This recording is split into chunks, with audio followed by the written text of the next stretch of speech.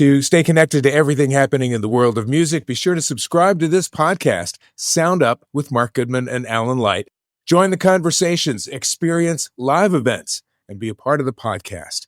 To get in on the action, check out our website at sounduppod.com. Like and follow us on social media and email us at connect@sounduppod.com.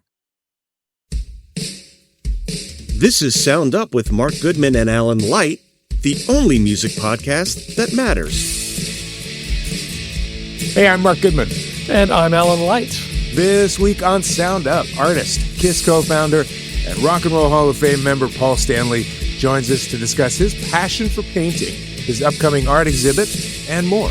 Lots to talk about. We will also discuss the nominees for this year's Rock and Roll Hall of Fame inductions, including some of your reactions, and a look at the SNL 50th anniversary specials and the new Sly Stone documentary, responses and comments to our weekly Throwback Thursday question, and our new music picks of the week. This past weekend, Saturday Night Live celebrated its 50th anniversary, first with a huge concert at Radio City Music Hall, carried live on Peacock, then by re-airing the very first episode of SNL, hosted by George Carlin, with musical guests Billy Preston and Janice Ian. And then on Sunday, with a live 3+ hour star-studded celebratory episode. Man. SNL kind of took over New York City this past week, I have to say. Everywhere you looked, every gossip column, every, celebrity sighting, everything in the papers and websites and everywhere you turned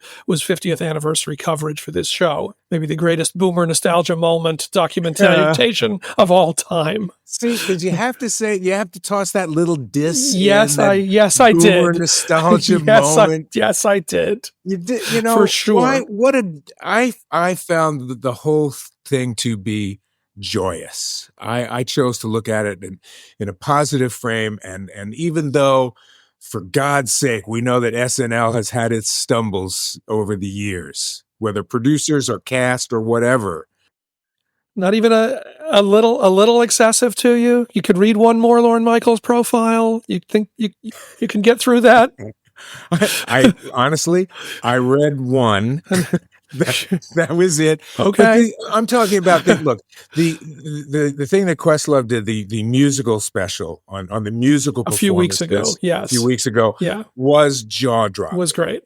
And I thought that the special that they did on it was great. The concert on the Friday show. Yeah, I will say I don't have Peacock, and so I was not able to watch. I saw some of the highlights that circulated, right, catching up on clips.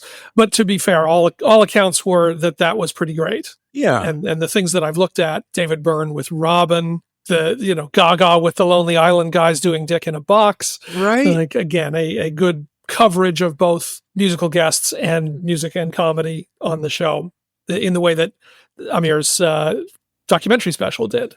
Yeah, for sure. Amir, obviously, at this point, he's an Oscar winner now. So, I mean, we know what he does. He's an expert at what he does. Well, we're gonna come back and talk about his latest project in a second too. Yeah, but stepping back, when you look at all of the social references over 50 years of television, so many incredible moments. How do you come away with anything? And the fact that the freaking show has lasted 50 years, that's insane. The accomplishment is extraordinary. And honestly, you and I both were part of things that were a big deal in their culture, for a time. Right. Right. Those did not sustain 50 years of being bellwether, of being a thing that people still talk about and care about and look at, and the ability to do that and to evolve, as you said, through the ups and downs, through the stuff that worked and the stuff that didn't. That absolutely is an astounding achievement. And all of this stuff, just did remind you of that, really. So yeah. And the comedy moments, the bits that you mentioned, Dick in a Box. I mean, that's just one of so many moments that they're signposts. They're signposts. Did you watch the rebroadcast on Saturday of the first episode? I did. The George Carlin hosted episode. It is fascinating. Yeah. It is wild to watch that it still feels so weird and experimental and loose and clear. They did not know what this was. They were trying to figure it out. Yeah. There's 4 songs. There's 2 songs by each of the music guests. There's George Carlin doing stand-up, then some other woman doing stand-up, and Andy Kaufman. There's the Muppets. Like, it's a variety show. It's not a sketch comedy show. There's very few. The cast doesn't do anything. Right. Like, there's some pre-taped bits and the ad spoofs and stuff, and like 2 or 3 sketches. It's a completely different show, and the way that they figured out what it was, is really. I mean, and look, I read the oral history and I watched that various documentaries, and then the feature that was made last year about the 90 minutes up to that first show, right? Which people should watch on Netflix. It's kind of a mess, but it's really fun. And to go back and watch that show, I thought was really interesting. And then to watch them put on this 50th anniversary show on Sunday, which mostly followed the same formula of a regular SNL show. Yeah. Just double the size. Yeah. Just double the size. But, the main differences were that it opened up with a musical number where it normally opens up with a sketch. Yeah. Right. And had a variety of people acting as kind of hosts. Steve Martin's monologue was genius, as he always is. And it had, I thought the Sabrina Carpenter, Paul Simon was amazing. I thought it was really great. I gotta say, I think it was a great idea. I think all of the music was pretty disappointing through the whole show, unfortunately. And, Paul Simon, first of all, having Paul Simon do a duet when he really can't hear is a big challenge for everybody. I mean, I understand. And the idea was cool and doing that song and him and Sabrina, but it just didn't really work. He didn't sound strong enough. I thought the Miley and Company version of Nothing Compares to You was not good at all. No, I was shocked at that. You got to commit to one version or the other. You can't do this hybrid version of it. Lil Wayne doing Lil Wayne was fine. It was him doing the halftime show he didn't get to do because they went with Kendrick, and Paul McCartney, there's been a lot of speculative people saying he shouldn't have done the 3 shows at the Bowery and he blew his voice out. But I think all of us have seen, I think the problem is you can't have him go up and do one song. His voice needs to warm up. We saw this at the Rock and Roll Hall of Fame. We saw this at other TV shows. When he just gets up and does something, it doesn't sound good. It's true. I mean, we talked about this years ago after Desert Trip. I was thinking, is it Cal Jam? What was it called again? Desert Trip, where he, at that point, we could hear that his voice was off. And that was what, at least 5 years ago. Oh, yeah. That's pushing 10 years ago, eight or 9 years ago. Oh, my God. Is it really? But And it's, what I wound up thinking as I was talking with my wife, who said the exact same thing. Oh, my God. Both Paul and Paul Simon, they shouldn't have done it. Somebody needs to tell them. Well, I think with McCartney, at least, I really think it's, and because I'm much bigger, like I've seen him since you saw that Desert Trip show, and I've seen him do shows that are great, and he's still capable of it, and it's still there. It needs a sort of cumulative effect. He's got to warm up, as with Dylan. Like the first song is always touch and go, and a few songs in, you get a sense of, okay, this one's going to be all right, or it's not. Right. But I think these kind of live TV, one-off guest spots, it just doesn't work with what his voice requires now. And that's just become really evident. And he picked a really ambitious song. Yeah. God, yeah. I mean, but remember when we saw him with, I guess, the Foo Fighters a couple years ago at the Rock Hall, and they did Get Back, or they did something, and he came out and he did one song, and it just he couldn't do it. Yeah. Now, the guy did 3 shows at the Bowery Ballroom last week that I couldn't get in, ladies and gentlemen. Only a few spots, and I couldn't get in, which kills me, but so be it. I've gotten to see some great Paul shows over the years. And all reports were great. And that was naked on a stage. I mean, that's no pyro, no show, a 500 capacity room. And specifically, and people that I trust who were there said his voice sounded really good, sounded really strong. Our friend Jordan Runtaw was there, and, you know, I was pushing him on, I know you were excited to be there. I know it was great, but really, how was the voice? And he was like, I'm telling you, the voice was all the way there. He's all, you know, it's in. But the TV thing, I think, is just, it's too challenging. Yeah. But overall, I mean, as long as the thing was it was 3.5 hours. Yeah. It was 3.5 hours. And I was overall fascinated by it. I thought it felt really warm. I didn't feel, look, everybody praised Lorne. And again, whatever you say about this guy, he created this damn thing. And he has somehow, except for those 5 years in mid-'80s when it was horrible, which Dick Ebersol was running it, except for that, look at what the man has accomplished. You know, you can diss him when you can do better. I mean, it's pretty fucking impressive. No, there's no diss to Lorne or to the achievement. It's like, but the coverage, I don't even blame them. The coverage is a little much. That's all I'm going to say. What if it was the 50th anniversary of Frank Sinatra at Radio City, you know? It wouldn't be every day in every paper and every site and every list and every countdown. It wouldn't be that. But look, people are doing that because it works and people want to read it, and they turn, like, they're not doing it because nobody cares. So are you saying, do we feel that Gen X and Y or whoever the hell else came after me didn't get it or didn't give a shit? Kids don't. My son leaves the room if we have it on. Us Gen Xers give a shit. That still is, but we're old too. So, but beyond Gen X, no interest. Not especially.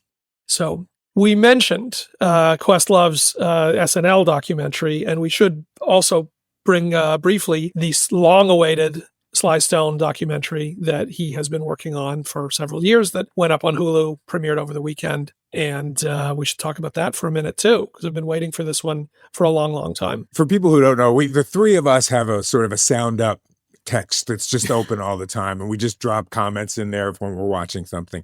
And Roger texted the other night, I'm watching the Sly documentary, that it was the first night, and I was like, oh wow, that's right, it's on. And I immediately went and started watching it also.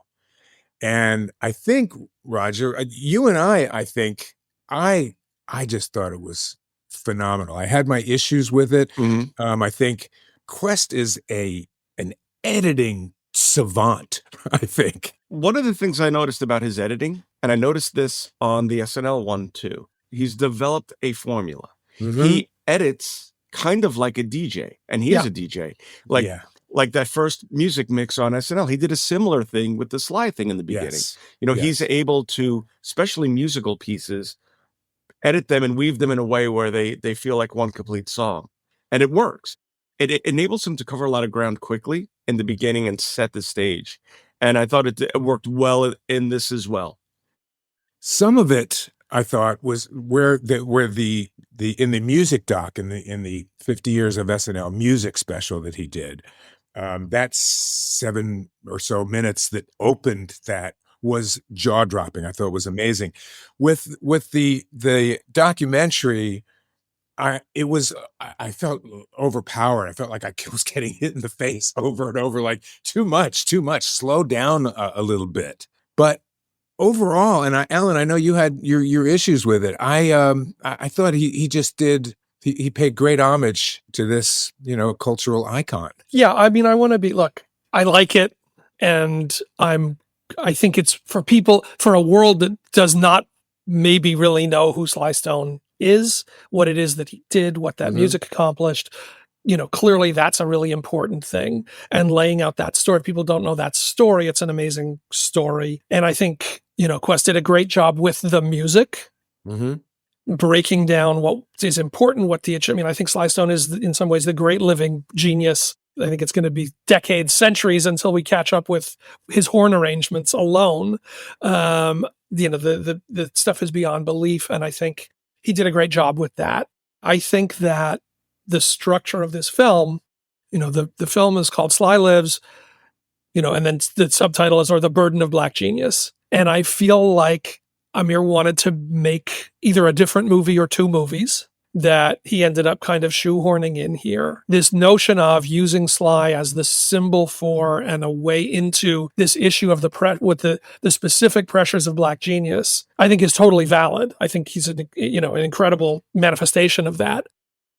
But what that was talking to a lot of other, offbeat great Black artists. Yeah. Q-Tip or Vernon Reid or D'Angelo, none of whom really had anything to say. Like, it was like he ambushed them with the question of Black genius, and they didn't have any answers or and it raised way more questions than it answered. I don't think it conveyed, okay, what is it that was so special about Sly's case? Yes, it ends in this drug addiction and it ends in this spiraling out. Yeah, well, there are a lot of people, a lot of artists who ended up spiraling out and going into drug addiction. Like, that's not a unique story. What is unique about this story and the expectations, the pressures, the burden that he carried? I don't think that we really got, anywhere particularly profound about that. That felt like it was spinning its wheels. Also, they made a choice to not really address the latter day Sly stuff. They talk about the arrests, and then we hear from his kids, we see some photos, and that's kind of that. Recently, since the film opened, Amir and some of the other folks involved have done interviews where they've basically said Sly is not, his motor function is not, he can't really form full sentences at this point, and we really couldn't put him on camera, which I understand. But they also did recently do a memoir with him that was under Questlove's publishing imprint. So there's clearly audio. Like, there could have been something to work with that they didn't work with. And they said, look, we didn't want to get into him living in his van. And we didn't, we wanted to do this empathetically and kind of not turn it into a freak show and concentrate on all that stuff. But I also feel like if you're going to really tell that story, that's part of what that is the burden of Black genius right there. Right. Isn't it? That's where this does conclude. And also, like, that's what makes it special for you to do this story. Like, we know the story up till the drug abuse and the crazy wedding at Madison Square Garden. Like, maybe the world doesn't, needs to be, but if you're a fan, you do know that. And it was missing that last piece. And I understand why, but I also felt its absence. I mean, I felt, like you said, the whole ambushing of the Black genius question in the beginning, it was interesting, and it was a little shocking how taken back each one of them were, but I'm sitting there thinking, oh, this is going to come full circle at the end, and there will be more of a wrap up to what that question was, and there's just not. And also, the whole just title of it, Sly Lives, gives you the impression that it is going to follow those later years and get you a little more up to date on where he is right now, where he's almost like a Salinger character in this thing where you just never know where he is, what he's doing. It's that I felt was a little, I wanted a little more towards the end there. I agree. But I feel like maybe we're not same thing with the Zeppelin doc. Like, maybe these really are just made for people who know very little about an artist, and this is a broad stroke telling. It's tough though, because if you don't know anything about Sly Stone, you're not watching. Well, you know the songs. What's the sweet spot of? I know enough that I'm interested, but not so much that I know. Like, there's how precise is the band you're trying to hit. That's the tension with any of these documentaries, and I understand that. I didn't feel like, for as much as I was counting the days to be able to see this, I just didn't feel like it nailed the bullseye on that. But overall, I would say, and maybe you're right, Roger, maybe it's not for older folks or people who have, who grew up with Sly and kind of know a lot of that story. I agree with you that I wanted to hear more. I mean, I knew the crazy, I knew the living in the van and that kind of thing, but I did want to hear more about, like you said, how he is today. If he lives, I wish that there were something more current. Even more from his kids, maybe talking on his behalf, like how he views his career now, something like that. Right. To be fair, it's getting great reviews. People are loving it. Like, I don't want to just be a dick who knows too much and is, being obnoxious about it. But this is silly and stuff. But I know, I gave up on that. The very first piece that I assigned when we launched Vibe magazine was a friend of mine, a brilliant writer named Joe Wood, the late Joe Wood, who I miss all the time. The very first piece I assigned was a Searching for Sly and Meaning of Sly piece to Joe, who wrote a beautiful piece that basically was done 30 years ago and was sort of identical to what this film is. Yeah. Like, it was all the same questions. It was all the same issues. It was all the same history. And I would like to think that, if the story has advanced over 3 decades, or our thinking has, there would be something, more to be said. But again, you should watch it absolutely without question. Yeah. You should tell us, what you make of it. It's sort of started off, and I don't know who did that sort of foundational interview where I guess it's a woman who says something like, you came, you got hugely successful, and then you blew it. Right. It sort of sets things up right at the top. If you don't know the story, oh, well, what happened? Although I was, as we've said, surprised that Questlove let the responses to one of the foundational issues of the documentary unanswered through every artist who responded to the question. That was sort of surprising. And it's unanswerable, and I understand that. But then, either do that, go make that, or not. It's just not satisfying to me in this way. So I think it was Everyday People that they show them kind of work on from start to finish, and it really does show the genius of the evolution of how he took it from where it was. Right. Each part, yeah. Laying out the fascinating. And no surprise, shout out to our man Jimmy Jam, who, along with his partner Terry Lewis, are a great voice.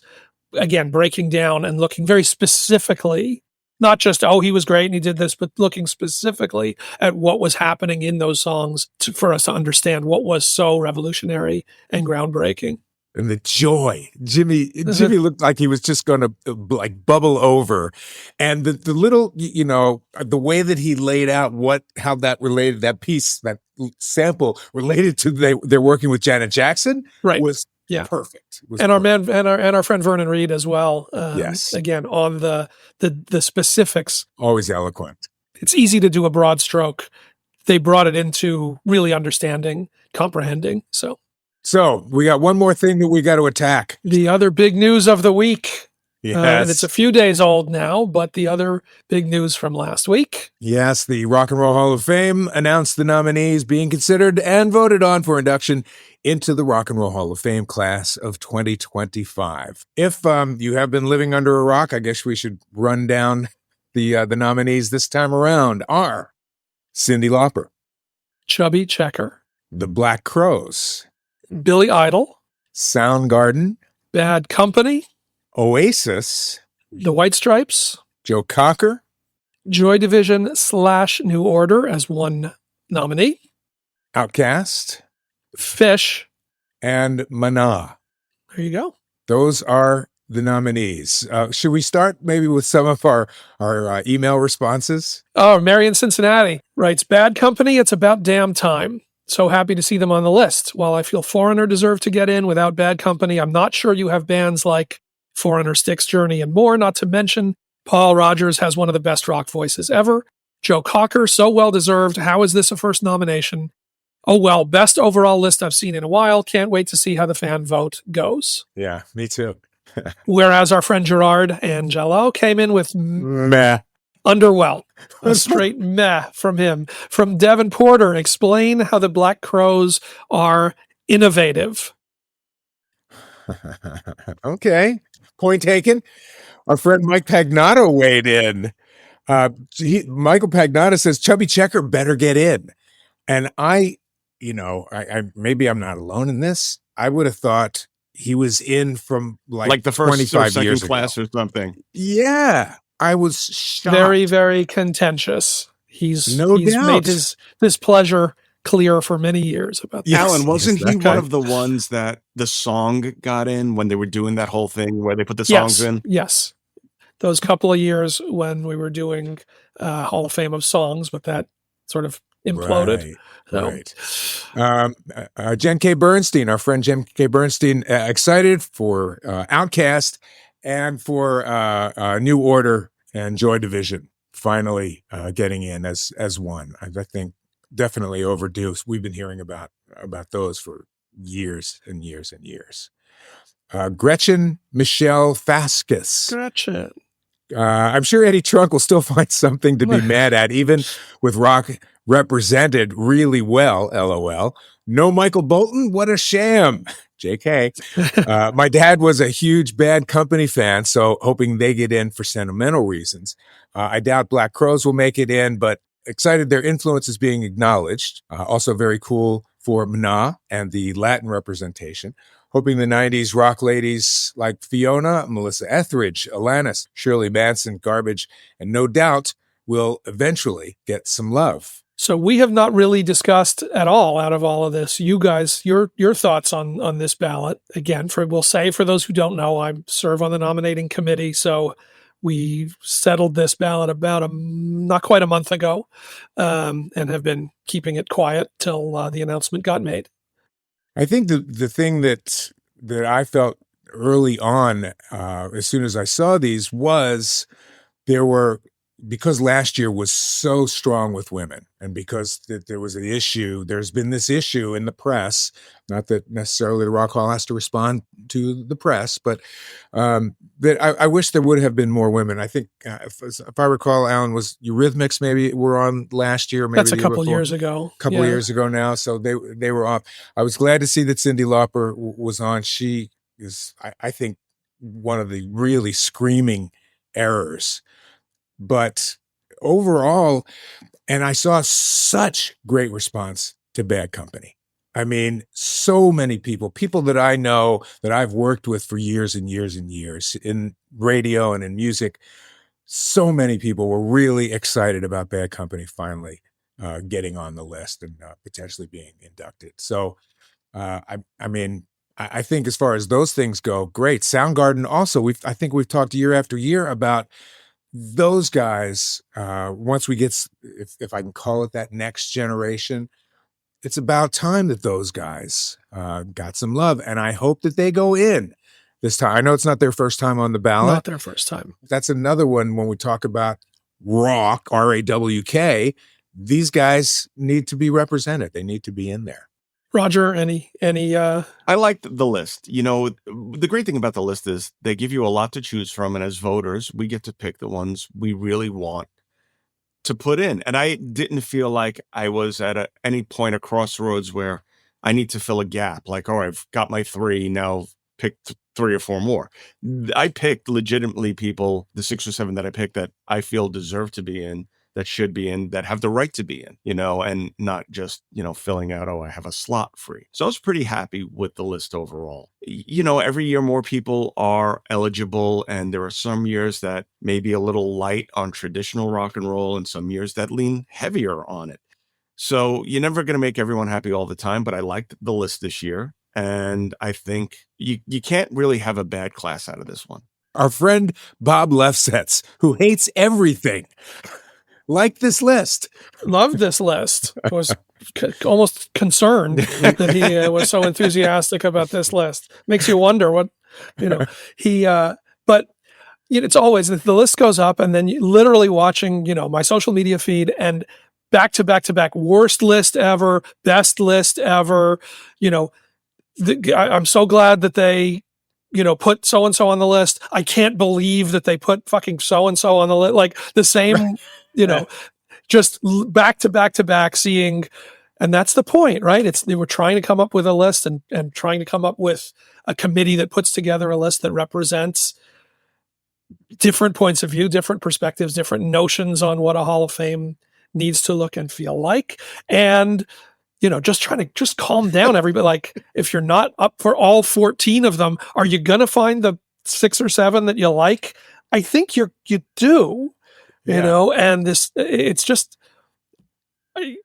still the you know, watching I feel good in some ways when I see those extremes.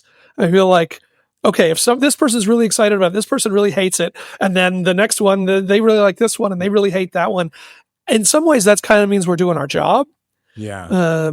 Kind of means that we are giving different voice to different pieces of this story and how it gets told. So I don't mind that.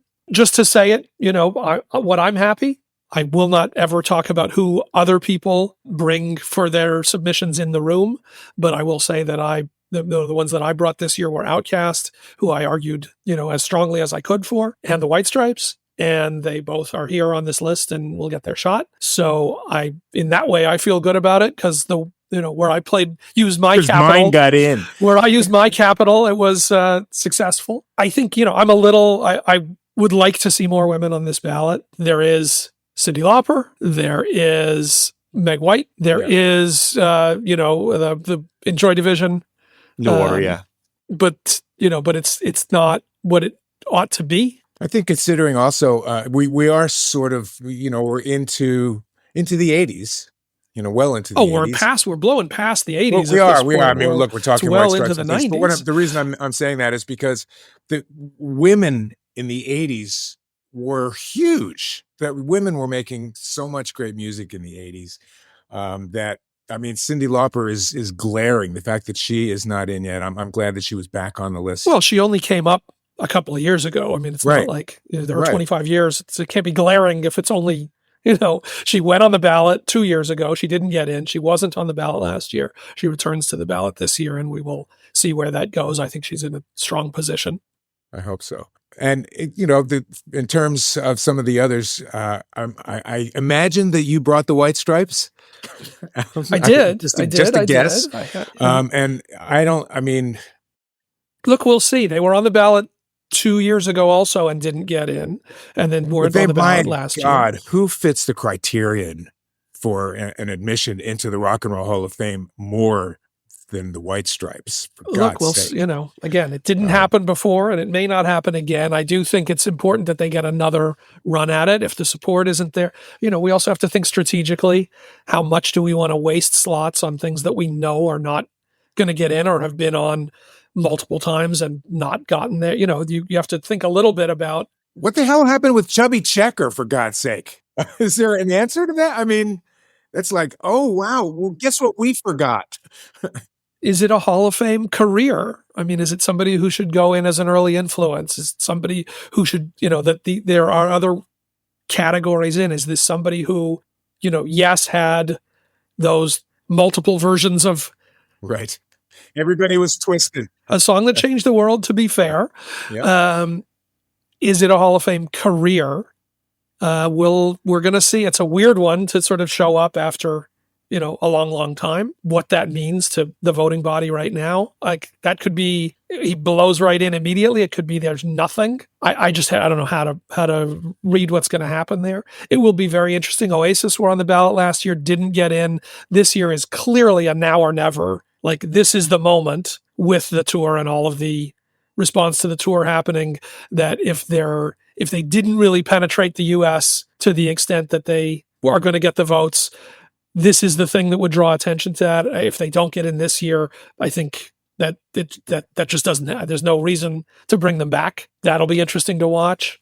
So, with Peter Frampton going in, with Foreigner going in, Bad Company kind of owns a lane here that I think gives them a very good chance.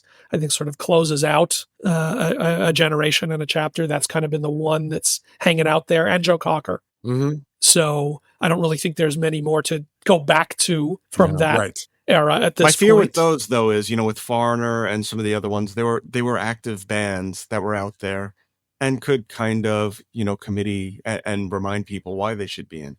For the Chubby Checkers, the Joe Cockers, they're not out there. And, even the White Stripes, are not out doing stuff. So there's always that disadvantage of the bands that get behind the nomination and really push for it, the way Def Leppard did and some others. That was really effective. Sure. Well, the results will be announced in April, I believe. Am I right on that, Alan? I believe that's correct. Ballots, I know, are due in April. So how long they take to tabulate. And then the show this year in L.A. Yes, coming in the fall. Haven't been a date on it, but yes, in Los Angeles. So, and you can vote. You can vote in the fan vote every day over at rockhall.org. That's right. Every day, make your voice heard. Rockhall.com, I guess. The email addresses are .org, but I think the site is rockhall.com. I agree. Yes. All right. When we come back, we've got our discussion of art, music, and the Rock and Roll Hall of Fame with the one and only Paul Stanley. Next.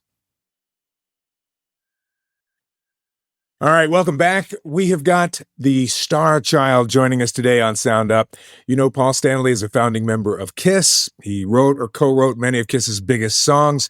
He's an actor, having performed in the Toronto production of Phantom of the Opera in 1999. He's an author.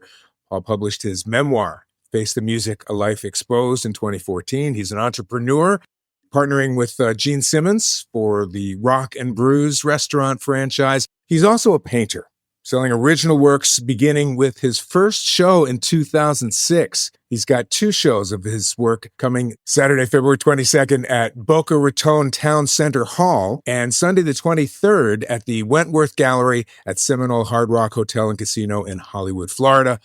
Paul Stanley, welcome to Sound Up. I'm a little weirded out today, if I'll be honest with you. Why is that?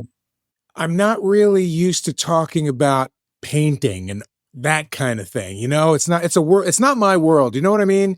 I'm not, that's not me. How about just talk? Fair enough.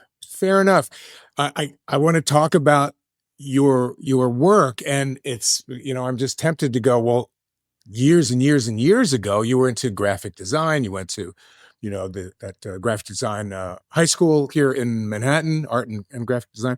And so this is not exactly a new thing. And yet, I guess KISS was like and this is like before Wicked Lester and before all that stuff, you were in that high school. So KISS was like almost, it led you off in another direction completely. And then you're sort of like, not really?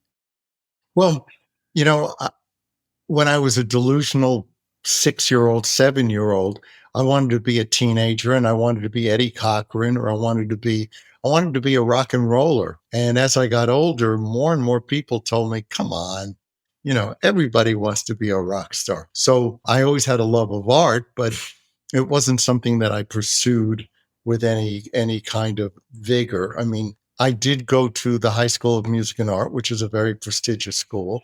And I had the distinction of almost being at the bottom of the graduating class. Thankfully, I graduated. I managed to fail art.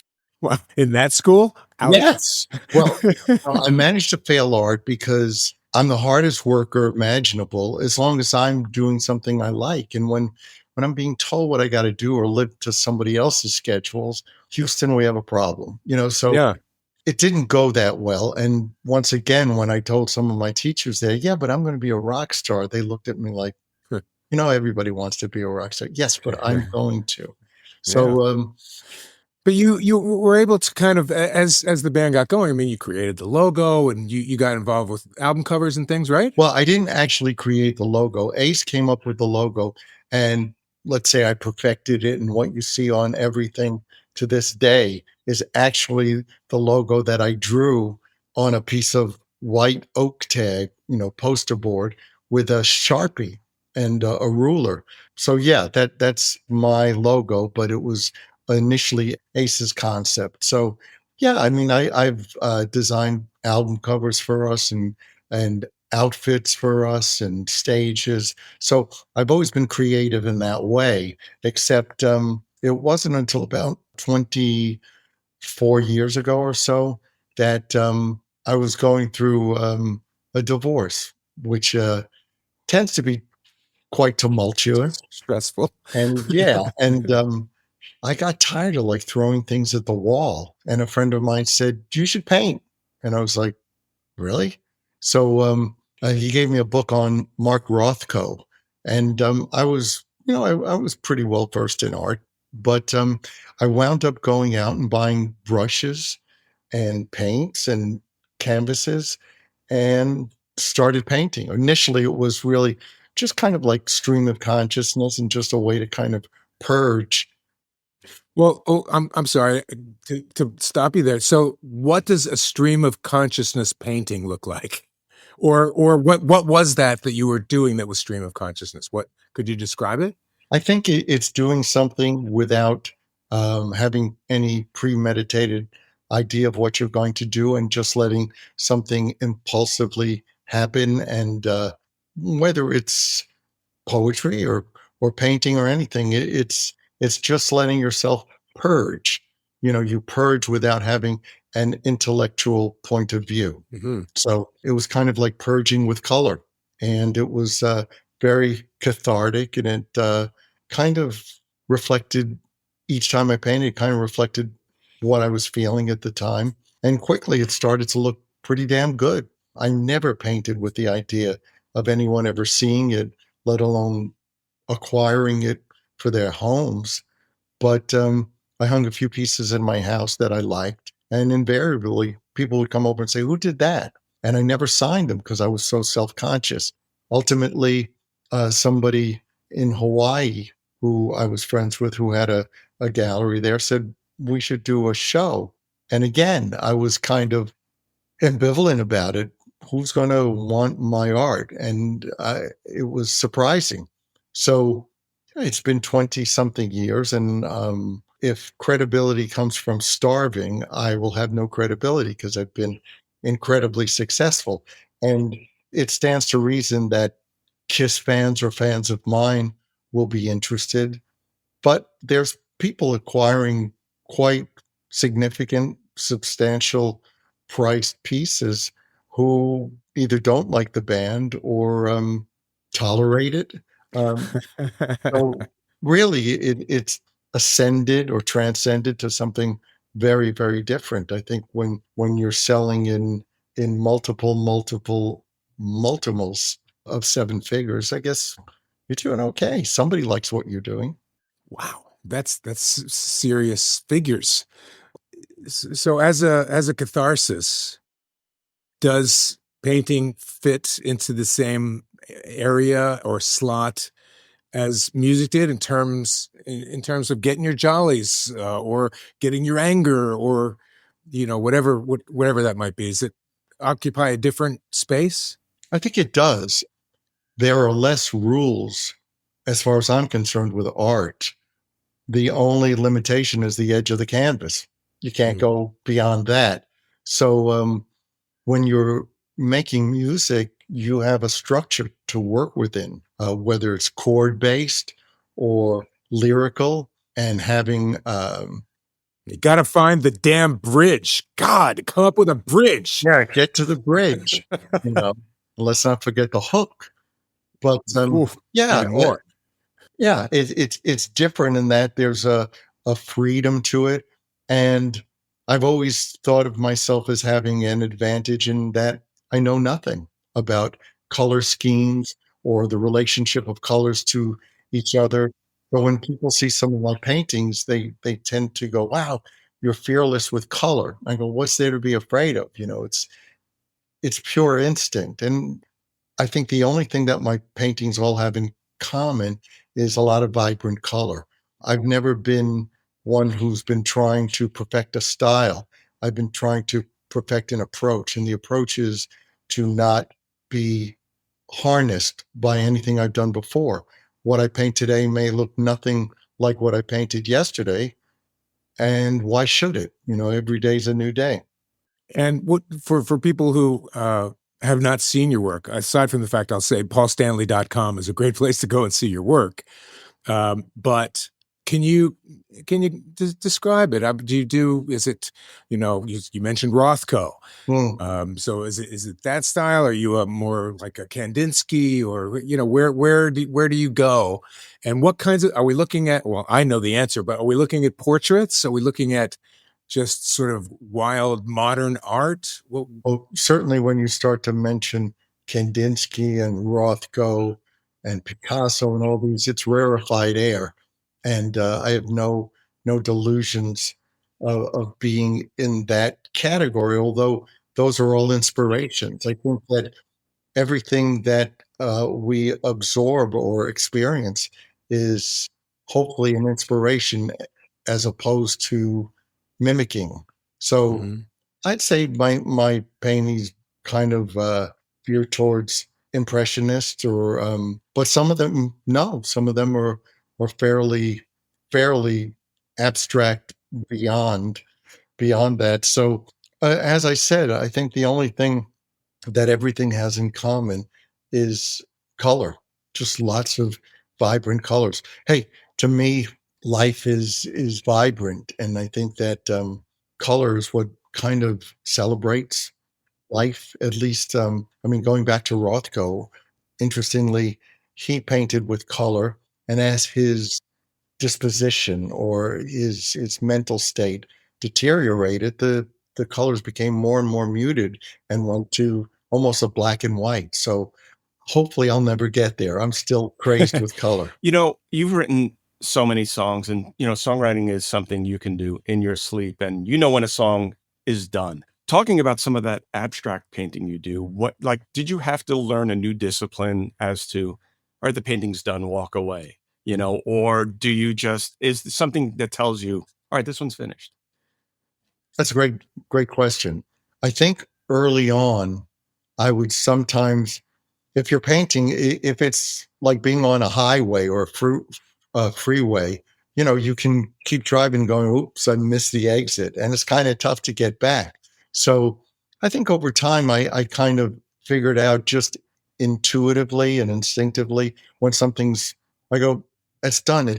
You kind of sigh. It's, for me, it's like you're working to accomplish and create something, and it's done. So I don't find myself going beyond that point. I think pretty much at this point, when it's done, it's so done. Talk about this show you've got coming up next week. What pieces will be displayed there? I think you have a sculpture as well in that one. I was going to ask if you're doing any other mediums beside paint. It's most practical, at least for me, to paint, whether the canvas is a guitar.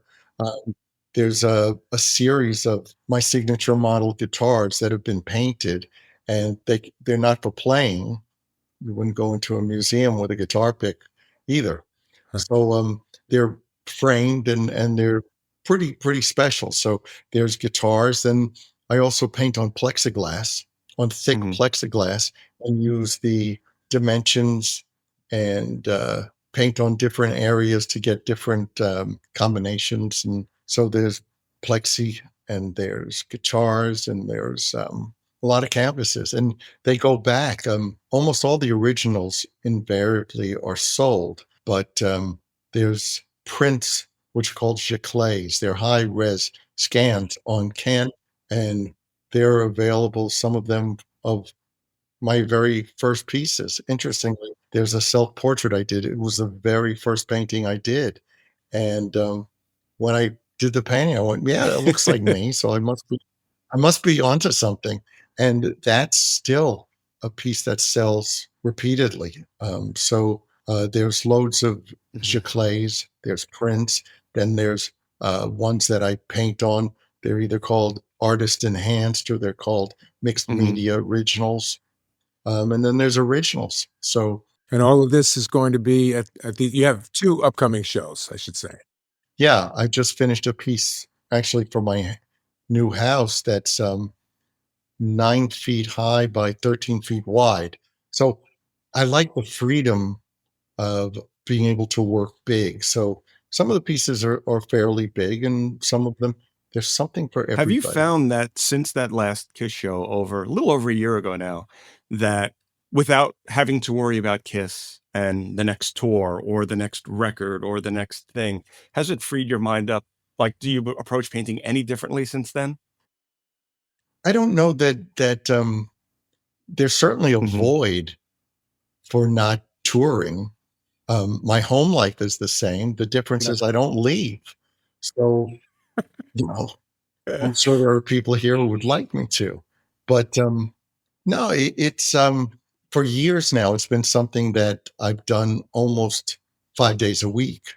The difference is that I'm landlocked. I'm not going out on tour, which is something that certainly you have to acclimate to.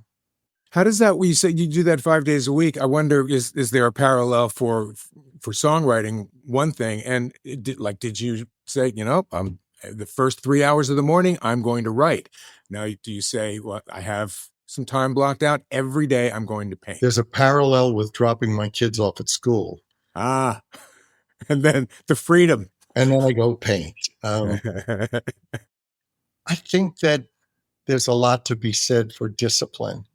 Not unlike music, there are people who wait around to see a beautiful bird in a tree to write a song and are constantly looking for inspiration. I think the talent is to create inspiration. Inspiration is there. You just have to look at your life or whatever. I remember in the 70s, we had a record company at one point that said we needed another album. And I said to a business manager at the time, I said, I'm really not feeling inspired. And he said, I'll show you your bills. You'll get inspired. And, it's a harsh reality, but there's something to be said for being able to harness and bring creativity in any field that you're involved in. The idea that you wait for inspiration, there's numerous ways to be inspired. I think the idea then is to channel it. Which I mean, anyone who follows Paul on socials, Paul's, you could say he's a chef these days. I mean, I constantly see some really good meals you're cooking up there at home, and you're also actively, very healthy and bike ride. I just don't know how you find time to do all this stuff at this point. It boggles my mind. Once he gets the kids to school, right? Tons of time, right? Once the kids go to school, all bets are off. No, I like, right now the weather's not great, which is a drag because I do like riding my bike like 25 miles a few times a week. And that's not a chore. That's freedom. That's kind of like a Zen outlet. I don't ride with anybody. I just like that time to myself. Look, I have the luxury. I was going to say people don't prioritize enough. Certainly, I have the luxury of choosing what I spend my time doing. There are certain things that are obligations, but outside of that, it's really what you choose to do with your time. If you value your time, you'll find good things to do with it. Paul Stanley has a show, 2 shows actually, on Saturday, the 22nd of this month, 6 to 8 p.m., the Wentworth Gallery at Boca Raton Town Center Mall. And another one on the 23rd, Sunday the 23rd, at the Wentworth Gallery at Seminole Hard Rock Hotel and Casino in Hollywood. All this stuff we will put up on our podcast site for sure. Is there something in particular that you do enjoy subjects? I've seen portraits, I've seen, some of the guitars that you have painted, but are there, like, do you ever paint a model aside from yourself?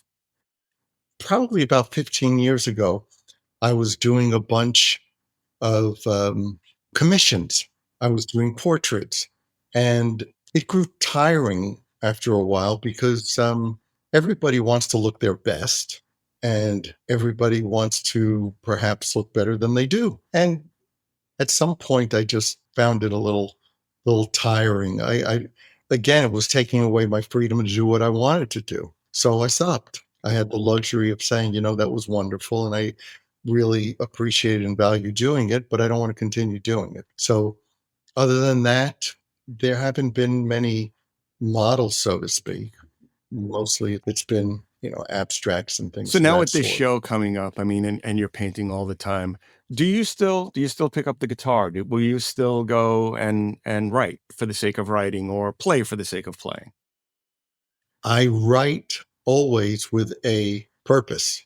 I've never written songs just because I wanted to write a song. I'm much better when there's a project to do or a reason to write. If there's an album to do or some outside project, then there's a reason to write. Other than that, it's not something that I do often. And as far as playing, I took some time off from it, not something that I did consciously. I just found myself not going to the guitar, and probably I needed a break.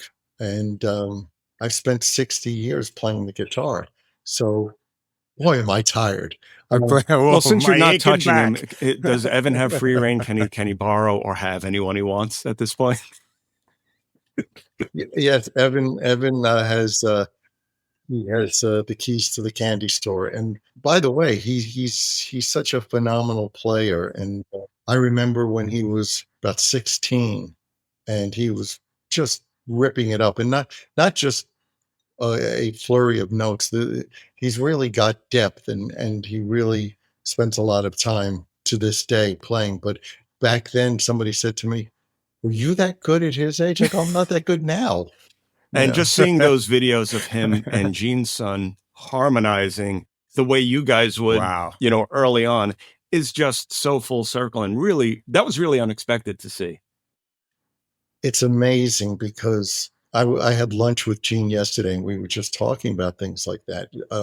Nobody could have ever foreseen where we are at today in terms of our lives. Certainly, some of the things that we thought were important or aspired to have been eclipsed by things that are much more important. To see our children and to see, whether it's Nick and Evan, who get along famously and just have a great time singing together, or Sophie doing what she's doing, or Colin, my 18-year-old, or Sarah, my 16-year-old who dances 30 some odd hours a week, or Emmy, my youngest. They're all great, great, great kids. And Gene and I are very lucky. And all I can say is we won. So today, the list for the Rock and Roll Hall of Fame inductees came out. Right. I know you're a Bad Company guy, and this is a band I've been saying for years. Why is this band not in? Just are you glad to see that they're on this, that they're getting their shot at getting into the Rock and Roll Hall of Fame? Totally. Bad Company is a band that so many have been influenced by. Their fingerprints are on so many other bands. And outside of that, Paul Rodgers is the singer's singer. You can't listen to, even though the voices are not that similar, you can't listen to Lou Gramm and not go, well, Paul, there's Paul Rodgers in there. Paul's a great, great singer. And Bad Company was a terrific meat and potatoes band in the best sense of the word. So I not only champion them, I champion Paul. So would you care to weigh in on the list in general? There's always that debate about what belongs in the Rock and Roll Hall of Fame. And I think that some of the rationale for its broadening diversity is because they're running out of people. It's not necessarily because those people belong in there. Let's face it, how many people really qualify, or how many performers or bands or singers? So the list is certainly diverse, but once again, you have people saying, well, it's light on females, or it's light on this. Well, it's not supposed to have quotas. That's not how this works. That's right. We've done away with that here in this country. It's not about, we can argue that, all we want, but I don't know that diversity at the disadvantage to somebody who belongs somewhere to allow somebody else for reasons that don't meet criteria.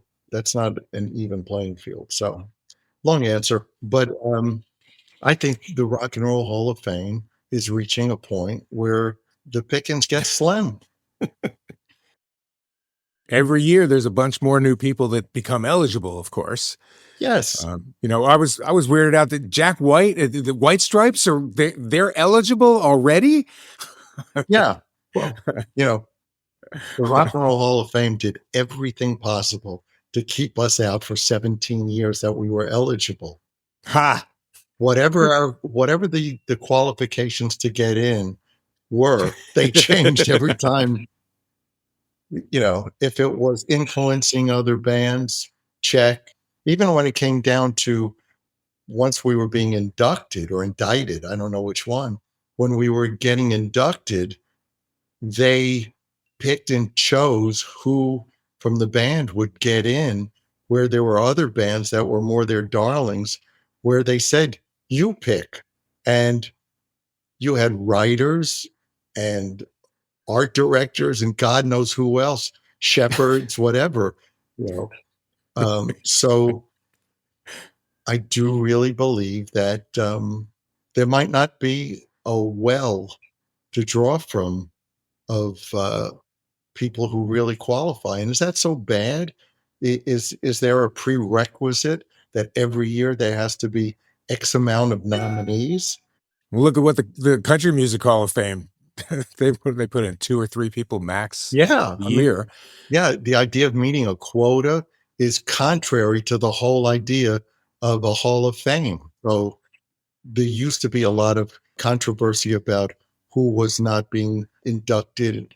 And now, to me, I think the controversy has to be, why are these people getting inducted? And can't we do with Right. less? You have to qualify, not lower the So we were bar. talking before, last show is a little over a year ago. So you've got a decent rear view mirror now of Kiss. When you look back now, does time kind of erase a lot of the negative memories? The one thing I know about Paul and about Kiss is at some point in one era or another, everyone's kind of taken their eye off the ball, except Paul. Paul, the band was always first. When you look back now, does a lot of the negativity kind of fade away? And can you just look at all the really great things that happened over those 50 years? I don't see a lot of negativity. People talk about the glass half empty or half full. I see it overflowing. I mean, I don't have any negative memories because everything that happens both happens for a reason and is part of the end result. So if you're living with bitterness or anger, it means you haven't gotten past it. And I have nothing but good things to say about everybody who's been in the band. And we couldn't have made it without all of them.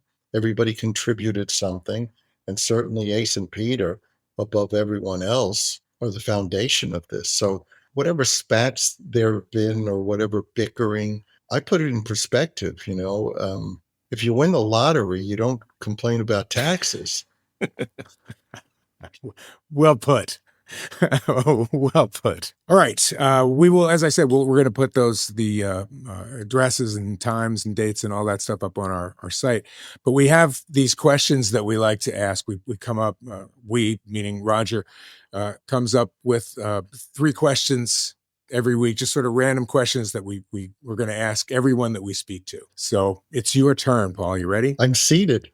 Okay. This month's big 3 question starts off with, what was the first album you purchased? The first album I purchased was, I believe it was Chubby Checker's Twist Party. Wow. How apropos. Yes, how apropos. It was either that or the Four Seasons, but I believe it was Chubby Checker's Twist Party, one of those. Okay. And the reason we're saying apropos in case is Chubby Checker is on the list to be inducted into the Rock and Roll Hall of Fame. Ernest Evans on Cameo Parkway. Indeed. I'm a Philly boy, so I kind of get it. What is the last live concert you attended, aside from your own? Wow. I don't go to a lot of concerts. I saw the ABBA, the high-tech show. People call it an Avatar show in outside London, and it has nothing to do with avatars. But that was pretty spectacular. I don't really think I've seen anybody in the last year. That's kind of surprising, but okay, it is probably the case. What song do you wish you wrote? Whole Lot of Love.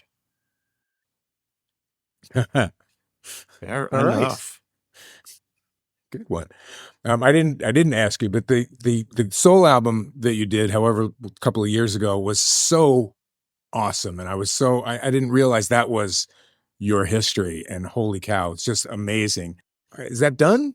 Do you imagine yourself doing something like that or something else? We'll do live. We'll do more live shows. We did live shows, but I mean, Tom Bell and Leon Huff and Kenny Gamble. Yeah. The whole Philly scene was so important to me, as was Motown and Holland Dozier Holland. And so those are my roots as much as, what became much more obvious in, the British hard rock scene. So yeah, Philly soul, man, that's Me too. it's in my blood. Spinners, Delphonics. Yeah, there's just so much great music. So thanks. I love that album, and it's a treat for me to be on stage and have that music around me. It's enough to listen to it, but to in some way pay tribute to it without making it karaoke Yeah. is what gives it depth and gives it soul. It's clear how much you love it when you do it. Thank you. Much appreciated. Paul Stanley, always great to talk to you. Thank you for taking a little time and hanging with us. Likewise. Welcome back to Sound Up. And as always, we do want to hear from you, our Sound Up Pod Squad. And with that in mind, each week we present on our social media a question, thought, something we'd like you to comment on as part of our Throwback Thursday segment. And this week we asked you, what is the first song that you remember disliking? I love this. We got some great responses. David Turner says, first one I really hated was Kokomo by the Beach Boys. God, that's a room splitter. Still have a severe reaction to it when it happens to come on. Ray Seal says, going up the country, canned heat. Heard it on the radio and asked my parents to make it stop. I was 4 or 5. See, that one's good. What? Kokomo, like, yeah, okay. You were right. But the memory of hating going up the country. Rhonda Bernstein, Michael Jackson's She's Out of My Life. First he said, damn. Then he shot himself. I was 8 or 9 and did not like that one bit. Our friend Jenny Bernstein in St. Louis, I Want to Kiss You All Over, creeped me the hell out. Exile? Whose song is Exile? Spot on. Fair enough. Creep for a small child. Okay. I agree. Laura Bennett, friend Laura, the correct answer is Night Moves. No, Laura, Night Moves. Come on. What's that? He's an American. He's an American hero. Night Moves is the American story. Scott Townsend says, "Oh, Terry Jacks, Seasons in the Sun," and we had joy, we had fun, we had Seasons in the Sun. I was 5 when it came out in 1974. 51 years later, still can't stand it. So, I like the ones that aren't. I mean, the Seasons in the Sun, Kokomo. Those are like any list of what's the worst song ever, those come up at the top of the list. I really like that Canned Heat pick because, like, what the hell? Like, having a visceral hate for that song as a 5-year-old. That's more interesting. I know. All right. So be it. Watch for those as we post them on Throwback Thursdays and send us your thoughts. All right, so shall we jump to our new music picks? Let's do that. Let's do that. We do it all the time. I'm starting off. I can start off. Couple things. New song from Ani DiFranco. Always happy to get new music from Ani DiFranco. This one, a collaboration with Stone Gossard from Pearl Jam. I guess they did a song together a couple of years ago. And a new song called The Message, which sadly is not a cover of the Grandmaster Flash song. Got my hopes up for a minute there. But kind of the band here features Stanton Moore from Galactic playing drums. Ani, a New Orleans resident, bringing kind of a New Orleans shuffle kind of funk thing to a song about empathy and hanging on and surviving. And just actually a fun and cool feeling little song. Happy to get new music from Ani DiFranco, who's out touring in the world. I know there's selected screenings of the documentary about her that are happening coming up. So that's one of my picks. And my other really fascinating is a new album from Candi Staton. Wow. Who will turn 85 years old next week or within the next few weeks. I forget exactly the date. if people know the name, an old R&B singer, sort of a disco Young diva for a Hearts moment. Run Young Hearts Free. Run Free was Ooh. the hit. Still out there working in a new song called Back to My Roots that is mostly a straight up gospel record, or certainly gospel feeling record. And it kind of reminds me of the recent Betty LaVette records in terms of being a forgotten soul, great singer, still out there working, and the voice a little bit weathered, not clearly not a young voice, but sounds really good and expressive and strong. And there's some really nice stuff on here. We'll make it easy as the first step in, which is that she does a version of the song Shine a Light from Exile on Main Street, the very gospel influenced Stones song, which Mick has got to be deliriously happy to get a straight up gospel cover of one of his gospel inspired songs, and a voice like that singing it. But give it a listen. Give it a listen if you're, a soul fan, a Stones fan, or just want to feel something. Candi Staton doing Shine a Light on her new album. That's my other pick. So great. I knew that Candi was around, and she has been sporadically releasing music, but wow, it's great. I didn't know about it until I saw that you had it picked. I got to run and give that a listen for sure. All right, I got a couple. I feel like I'm going to cop to the fact that I was a tad late to the party on this artist, mehro, M-E-H-R-O, all lowercase. I picked a song from mehro a couple of weeks ago, and I actually went and called people that I know on Alt Nation at Sirius XM, Regan, who you hear in the afternoons there, and he programs. And I was like, mehro, are you playing this new mehro? He goes, yeah, we're working with him. We've known that guy for years. We're doing something with him. He's got a new record coming out.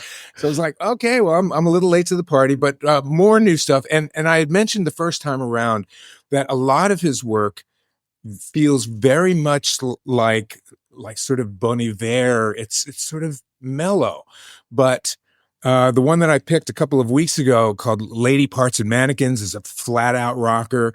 And the one that I'm picking for this week, his new single, is called You're So Pretty. Same deal. The guy's name is Sam Sturgis. He's 25. He's American. He is now LA based. And he wants his music to tell his story, which is why he writes his name in all lowercase. That's his little thing, mehro. The other one that I got for today is the Velveteers. They have a new record called A Million Knives, which is coming out in a couple of weeks. Take It From the Top is the name of the new song. It's Demi Dimitro, who along with Baby Pottersmith and Johnny Fig. Now, Baby Pottersmith and Johnny Fig play, I've never seen this, a conjoined drum set. So they're both drumming on conjoined drum sets. The second album, A Million Knives, they collaborate once again with Dan Auerbach. They recorded at Easy Eye for their first record, and Dan's working with them again on this one. So their first record was Nightmare Daydream. This new one on the way out called A Million Lives. It's due out mid-March. Those are my picks for today. What do you got, Roger? So we got a new song from the Lumineers this week, and I was a huge Lumineers fan when they first came out. I know you're a big fan, Mark. But after the Cleopatra record, I kind of felt that the next two were a little too samey. You know what I mean? It was kind of like, it was the same stuff. There was nothing that was really grabbing me, and I kind of fell off on them. And then this week they released a song called, I think it's Start Out, but the name of the song's Asshole. And it's a great song. It's a really good song, and it's a very dramatic build. And it it reminded me why I liked them in the first place, but it also sounds fresh and different and a little new for them. And it's really good, and it's making me excited for this record now. Did you see that the Lumineers announced a stadium tour? Yeah. We were talking a while back about, how many people have scaled up to stadium tours and how it's tough to imagine in some cases. The Lumineers, and not just, one or two stadiums within an arena tour, they're playing stadiums. Yeah. It's wild. Yeah. No idea. I mean, I know they've maintained their popularity and certainly as a live act, but to that level, I was pretty surprised to see that. I mean, the first time I saw them was first album, and they played the Garden. So, they were Yeah. Well, when that record took off and when Hey Ho, Yeah. was the thing that it was. But as you said, they've been around for a while. Mhm. There are songs that, there are albums that did better, did not, whatever. They've continued to maintain that touring base, obviously, and increased and accelerated it. It's a different time for them. When they first came out, it was AAA. That was happening. And AAA is not really a thing anymore.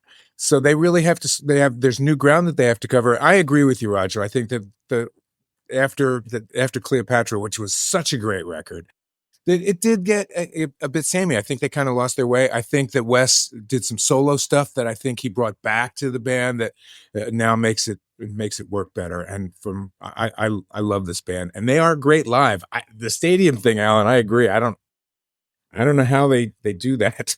I mean, it depends on who else is on the bill. Maybe the Stones are on the bill. No, it's really not. I mean, there's different support acts, but it's not a co-headline. It's not with somebody. Yeah. It's a Lumineers tour, and they're going into stadiums, and somebody's confident about it. I mean, that's a big. You don't risk that if you don't have reason to believe it's going to work. It is true, and they are a great live band. Absolutely, I have to say, they absolutely. Really are. So great. I'm glad you picked that one. Well done. I expected that Mark was going to pick that one. To be fair, I almost did. Almost did, but I didn't want to pack up too much. Mm-hmm. What you need to do, since we are wrapping things up, is you have to make sure to listen to our new music picks on Spotify. Check out the Sound Up soundtrack playlist. And also remember to give us a 5-star review, to like our Facebook page, and make sure to check us out on Instagram, X, Blue Sky, and TikTok, or email us at connect@sounduppod.com. That's going to wrap it up for this edition of Sound Up. Check us out on socials for exclusive content and more, all at Sound Up Pod. Thank you for listening, and we'll catch you next week. Let me upload. Sound Up is hosted by Mark Goodman and Alan Light, produced by Roger That Media, distributed by Revolver Podcasts. Theme music by Smile from Tokyo. For more information, go to sounduppod.com.